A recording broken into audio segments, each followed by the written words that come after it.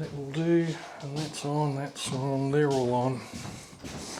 Okay, now, I've ballsed these up before many times, so don't be surprised if nothing ends up out of this. So Ken, what's your name? Ken Moore. Very good. And I've heard a rumour you were born down this way. Yes, I was actually born in Pemberton Hospital. Okay. Because the hospital here had moved. Oh, gone, I mean. Gone? Yeah. Yep. Yeah, it's closed in the 1930s, so I'm not that old. No, so I was born in of course not. Pemberton. Right, but then you were, then you moved. Well, you grew up down here. Yeah, it's a lot out. Oh, just this my way. brother might have gone out that way. Yeah, he has. Oh, okay.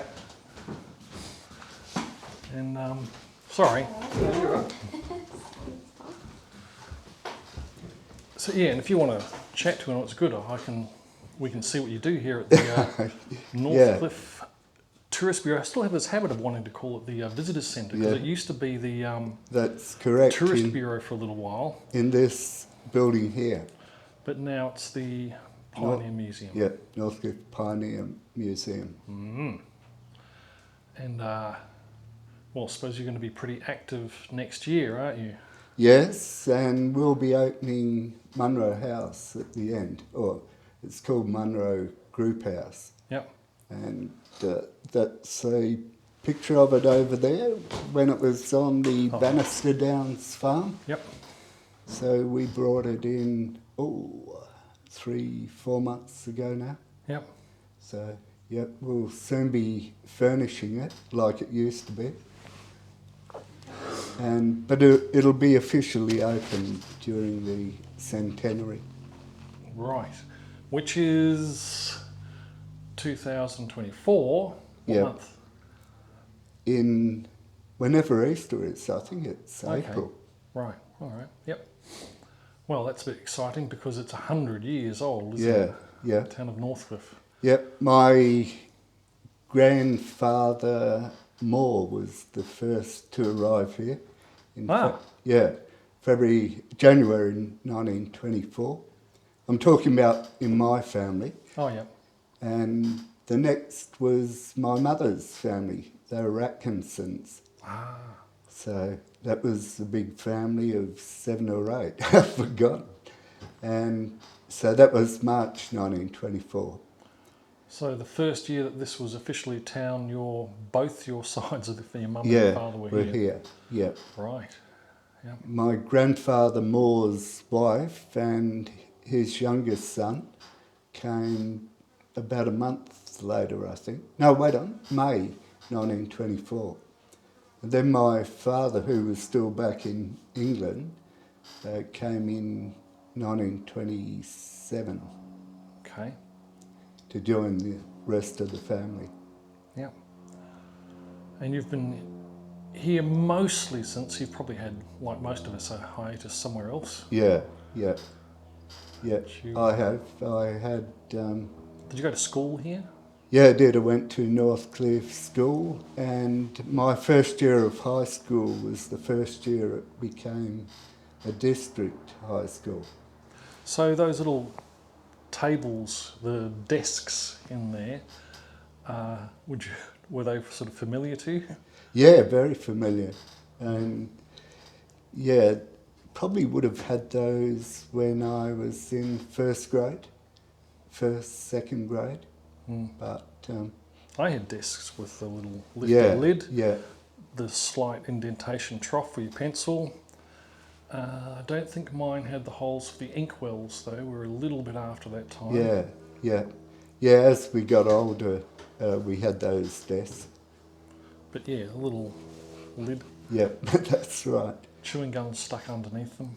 Yeah, I've got one in my shed at home, which I'm going to donate to the museum. Cool. Have you got any stuff in here, other stuff in here that you've donated? Well, from my mother, yeah, a lot of the photographs have come from her. Yeah. Not sure of any artefacts that she's donated. Yeah, we printed out some of those photos there. That one with the little baby in the sidecar there.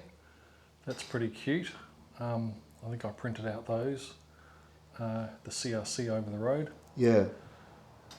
My mum had a motorbike and sidecar too. Like that one there. Yep, very much like that.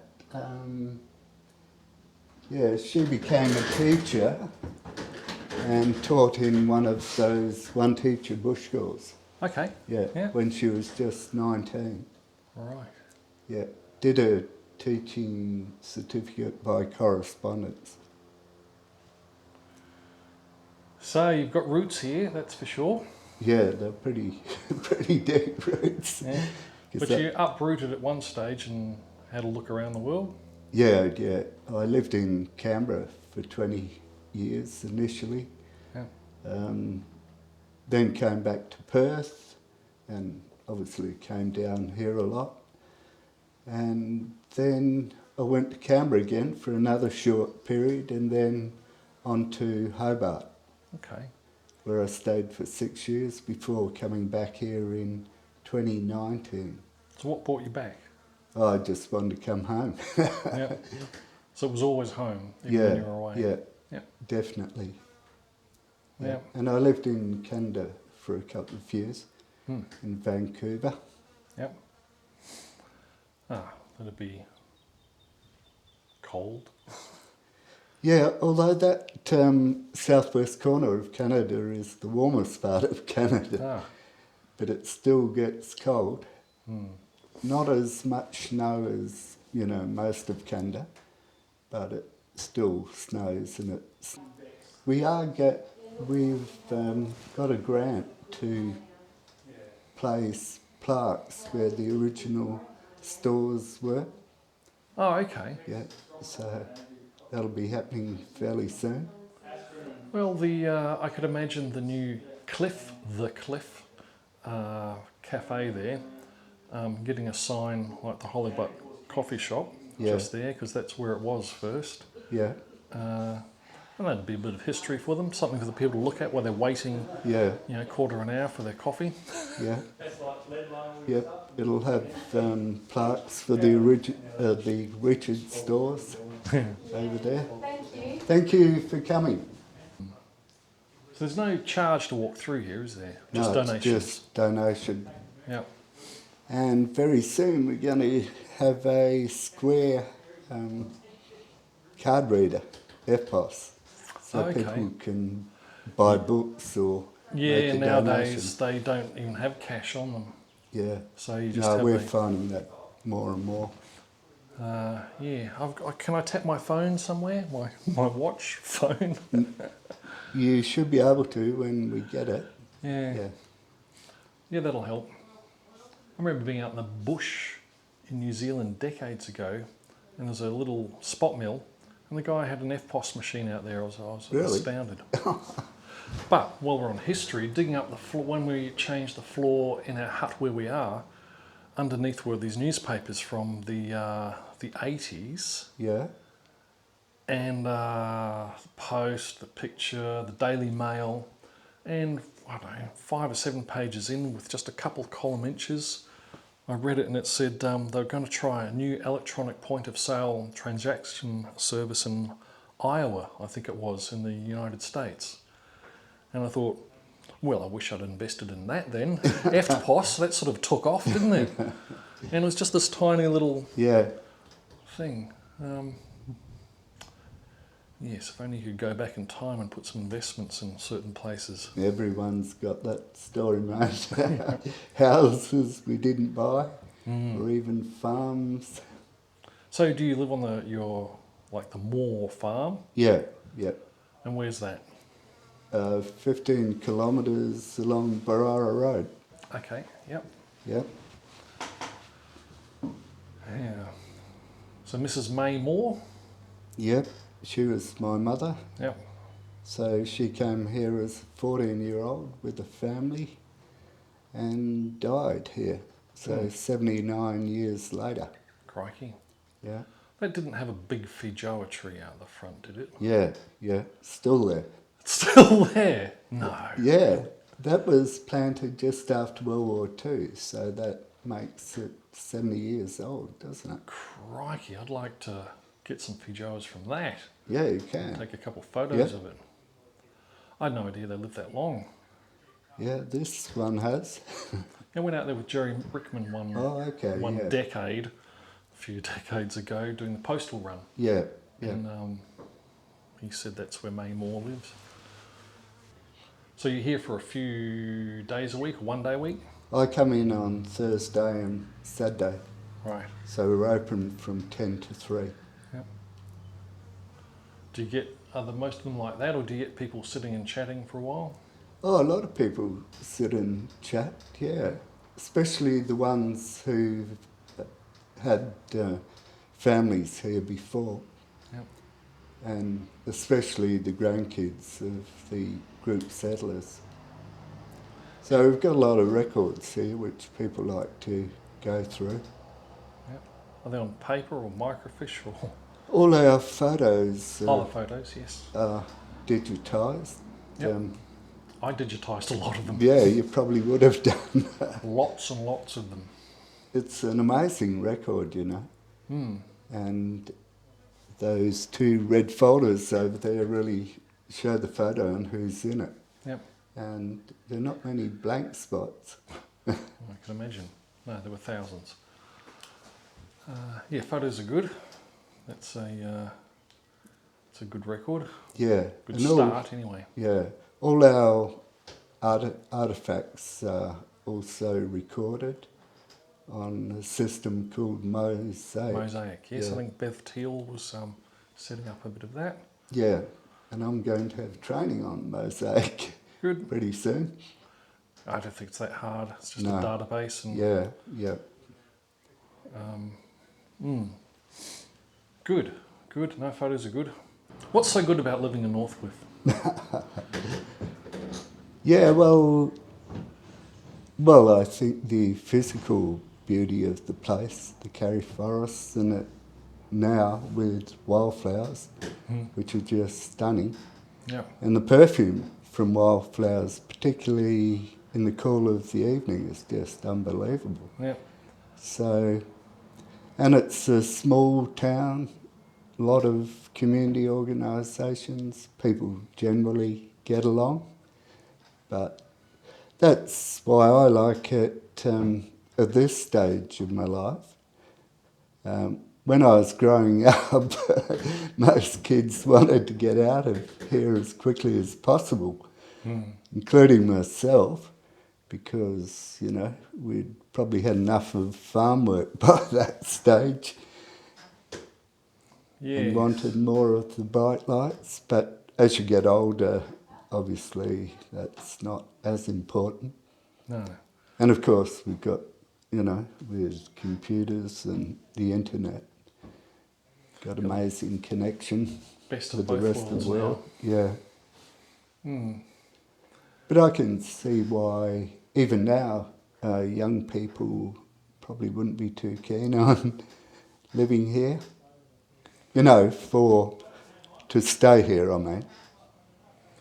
Yeah. No.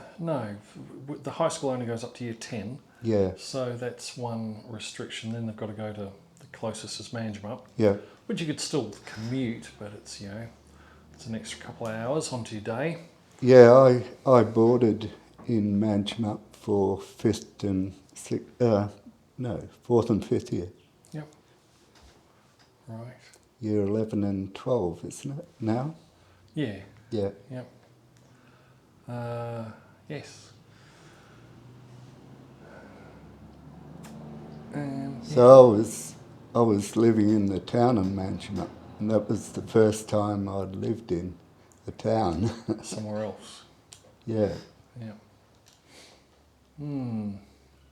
Your low crime rate here, so that's good. Yeah. It was a bit of, I remember the kids were a little bit of an issue, and then Maya and one or two others started the Youth Voice. Yeah. And that seemed to be quite successful for well, I think it's still going, Yeah. and that was in the 90s. And then more recently, the skate park Yeah. is handy as well. Keep the kids somewhat occupied or give them something to do, and Yeah. that helps a lot. But of course, now I think it's a worldwide phenomenon. On the screen they go, Absolutely. and then that's it. They're lost to the digital cyberspace.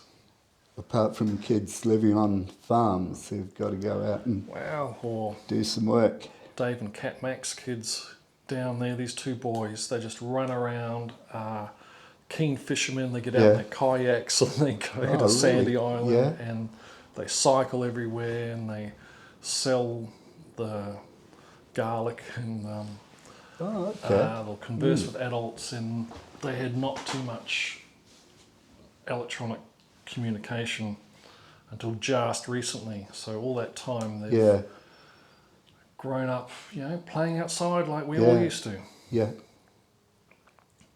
It's a different world now. Yeah. On farms, we used to work outside. There wasn't much playing. Yes. Murray Rice was telling me he can't eat roo because he had to skin them and do so much of the... His uncle was a roo shooter, and there was the potatoes and the cauliflowers. Yeah. And yes, everyone had to, it was all hands on deck for the kids. We didn't eat roo, but we ate rabbit. Yeah. Yeah, well, still a few rabbits around, unfortunately. Yeah, yeah.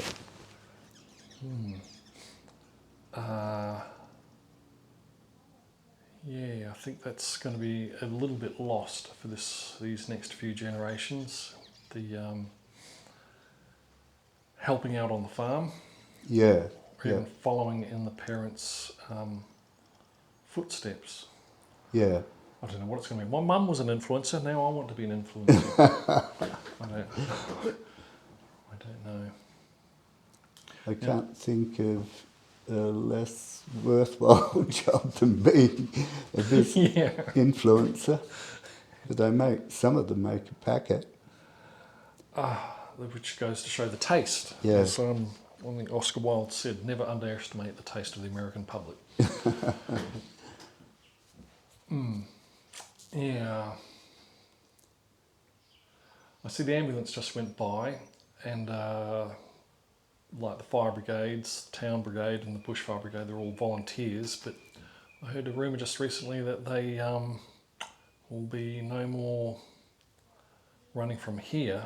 It'll be run from Pemberton. The ambulance. Lack of volunteers now. So that's a bit of a shame. Whereas traditionally, when I first got here, there was something like 40 committees in town. Yeah. And had for many years a strong volunteer base of like people like yourself and me. I joined the town brigade, and there's my daughter's in the co-op volunteering. So many things wouldn't happen if we didn't have volunteers in Northcliffe. Oh, absolutely. Yep. Excuse me. I like the fact that Northcliffe hasn't grown much. It's grown very little in the last 20 years, 30 years.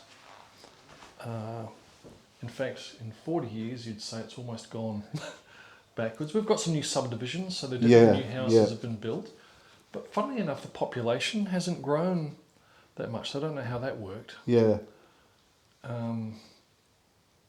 But yeah, there's... Well, when the mill left, that was a big hole in the population. But there's still people in Milltown. Yeah, there are now, aren't there? Yeah. And now we've got new subdivisions. But as far as businesses, so the Windmill Gallery isn't used very much anymore, as it used to be the supermarket. The hairdresser was closed during COVID. Yeah. But now she's opened back up again. Yeah, get my hair done. Bakery closed, and now we have a new bakery. Yeah. And that's actually doing bread, so that's good. Yeah. Went there today. If you want to try some lamb shank pies, lamb shank pies. Best pies in the world. Are they open today? Yeah, they open from 10 till 2, something like that. Oh, so they're probably 2:30 No, now. maybe 9 till 2. Yeah. So they're open in the I'd morning. go and buy a lamb shank pie. Yeah, they didn't have any today, but they had some lovely chicken ones. Yes, they're very good pies, and now very good bread too. So apart from that, the pubs stayed there. But very little new businesses. Yeah. Not really. A couple little businesses that run from their own place, like Dan Earth and Botanical Medicine. Yeah.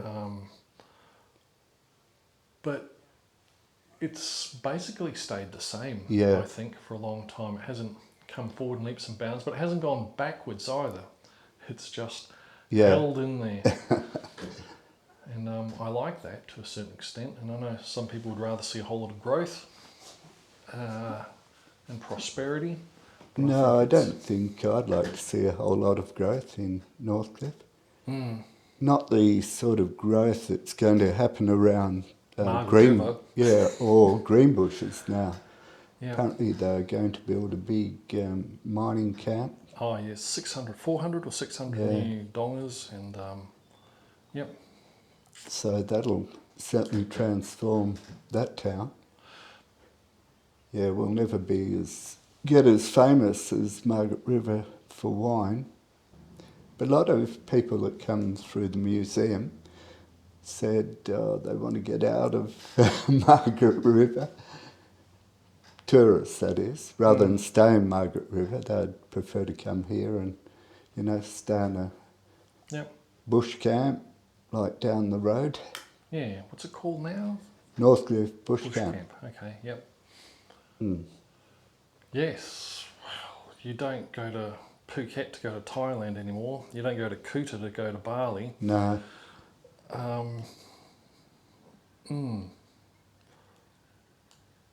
No, people... And there's 3 islands off Lombok.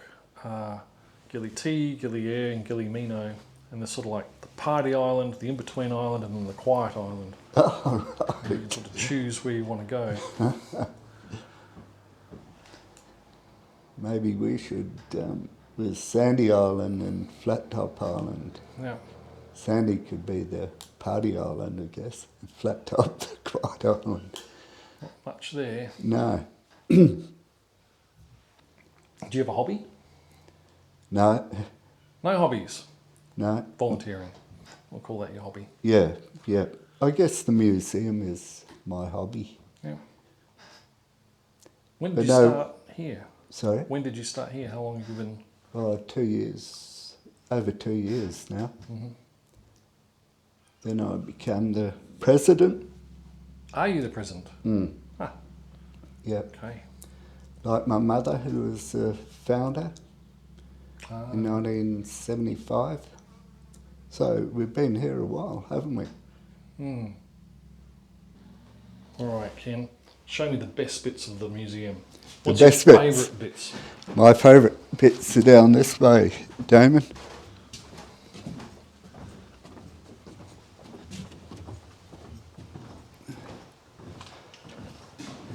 So this is definitely my favourite piece in the museum. Ah, yes. The picture showman's projector and sound system.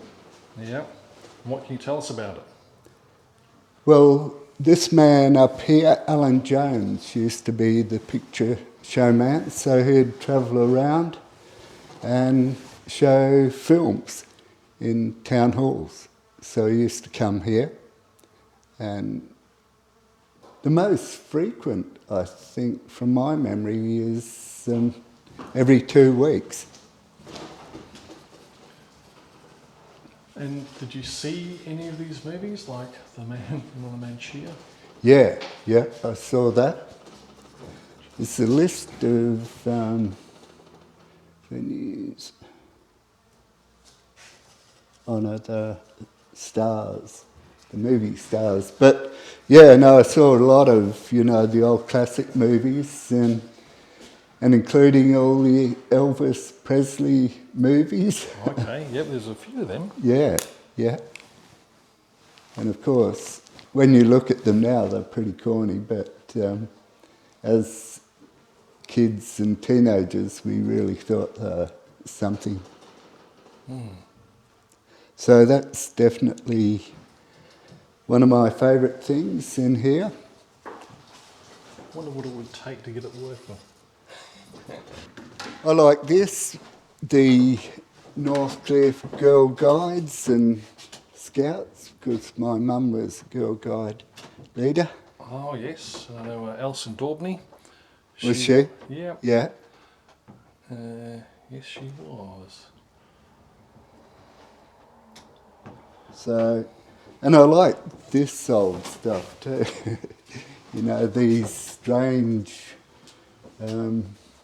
Order of the Druids and... Grand Certifying Council, Grand Lodge of England. These were big organisations. In fact, I think it was I never noticed these the before. Druids actually built, I'm not sure whether it was the Druids or the Grand Lodge, built the town hall. Okay. Fascinating. There's all the regalia, their medals. We see it as very old-fashioned now. Yeah, we do now. Although some of them still go, don't they? Freemasons, I think, are still around. Yeah. The Buffalo Lodge, or was that just Fred Flintstone? No, the Buffaloes were a lodge. Yep. Yeah. And probably our saw collection is pretty amazing. So this was donated by Shane Rudd. Okay. Yep. Yes, I've slain a couple of chainsaws, but only small ones. And when I Yeah. look at these, I have a sneaking suspicion they're a lot heavier Yeah, than these. the ones we've got these days. Yeah, and this one's amazing. This two-man chainsaw. Yes, he's a... gee, you wouldn't want to be holding that for too long. Not that end.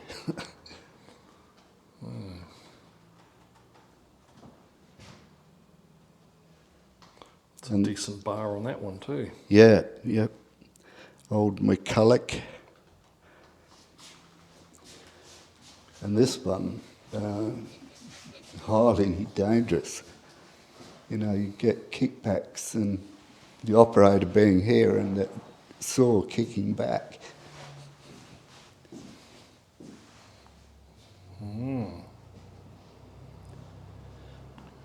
Axes are plenty. Yep. Crosscut And saws. this is pretty amazing saddle here, which was one of the old bushmen, Bub Mottram, who lived on Barara Road, just down from us. This saddle was actually in both World Wars Crikey. with the Australian infantry, no, the Australian light horse. I don't know how Bub got it. Someone must have given it to him because he didn't go to any wars. And is that a whip on it? Yeah, yeah. Go on, give it a crack. And of course the original lamp, or the lamp from the original lighthouse. It's an acetylene lamp. Remember our physics teacher talking to us about Fresnel lenses, and it's a little bit similar. There's a good trivial pursuit / quiz night question is what's the pulse of the Windy Harbour Lighthouse? Yeah. And so most people don't know, and if you try and look it up on the net, it's I can't find it on the net either. But to me, it seems roughly, because I've had a little bit of time, like 5, 5, 5, 5, 12. Yeah. 5, like 4 pulses in with just a 5-second gap, or 4 to 6-second gap, and then a 12-second wait, and then those 4 pulses again. Right. But it's taken off the list of national lighthouses for some reason. I don't know why. Because there are a few rocks around there. Yeah. And a few shipwrecks. Yeah. And we've joined up Munro's group house, 1926 group house, to the rest of the museum. It's not open, of course, but I'll take you through, don't I? The work in progress. Yep. So along this wall we're going to have a timeline of Northcliffe, which we've had made. So the major events, you know, in the history of the town Okay. will be here. 1989, that's when Damon arrived. 1950 is when I arrived.